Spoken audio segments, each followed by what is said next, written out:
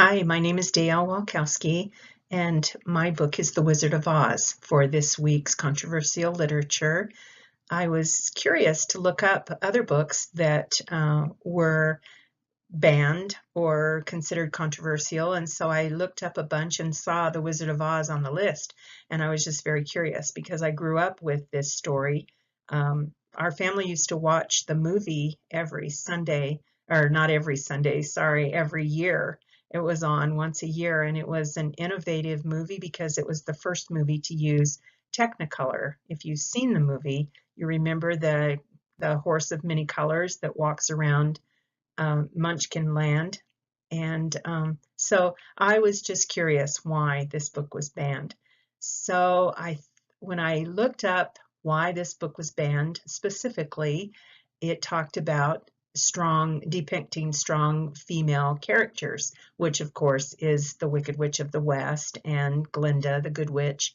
And so I thought maybe I could find out a little more because I mean, this was 1900s when this was published. And so I could find out a little bit more by checking out the author. So here is the author, L. Frank Baum, and this book was published in 1900. Here's an original version of the book. L. Frank Baum was married to Maud Gage, and what is really interesting, I was just thrilled to find this out, she was the oldest daughter of Matilda Jocelyn Gage, who was a women's suffrage leader. She and Elizabeth Stanton were suffragettes, and they promoted women's rights and were forcefully trying to get the vote for women and other women's rights at that time. This was exciting for me to find out. And even though this is a beloved book, this is a well-known story and loved throughout history, it has met with a lot of bannings and a lot of controversy.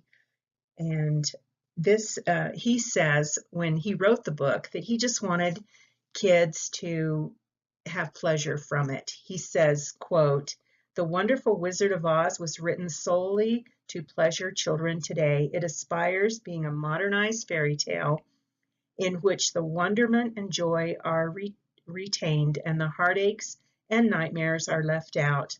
I thought that was a great depiction of what his purpose in writing the book, but many people had different opinions about that. And even though it has stood the test of time as a classic book, it has had criticism. One of the criticisms is depicting women in strong leadership roles, and another one is no value for children of today.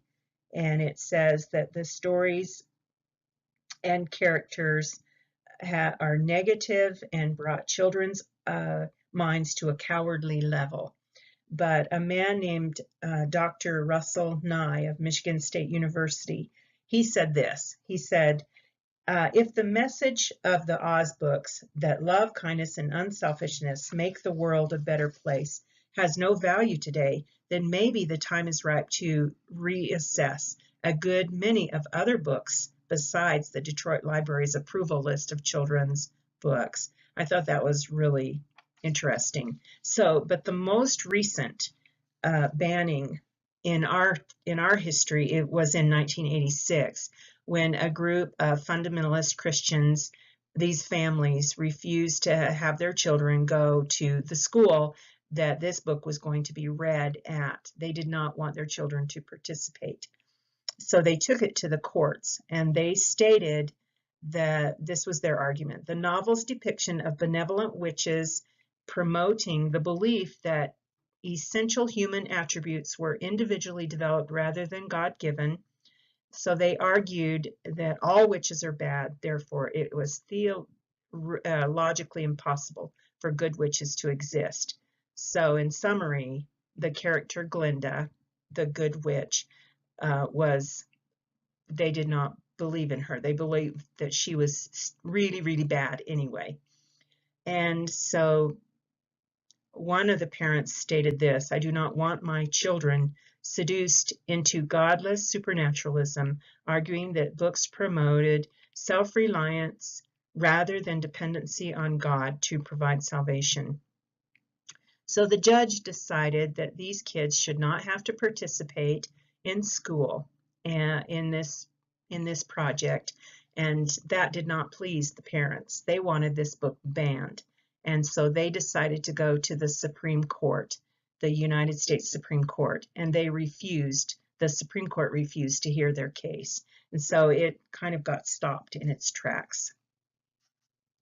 So I was thinking about this book and how it has survived all of this criticism, and thinking about that it should be reintroduced into the classroom as something that teachers show the kids. It's so creative and it's so well written, and it has stood the test of time, that it would be fun for a class to be able to do art projects surrounding the different characters, and I love the idea of writing projects where they would take, I thought of this in my sleep, where they would take a character, for instance, one of the Munchkins, and write their history, their family history, or one of the flying monkeys, and tell where it was born and why it ended up working for the wicked witch. And I just think these stories, having the kids be so creative and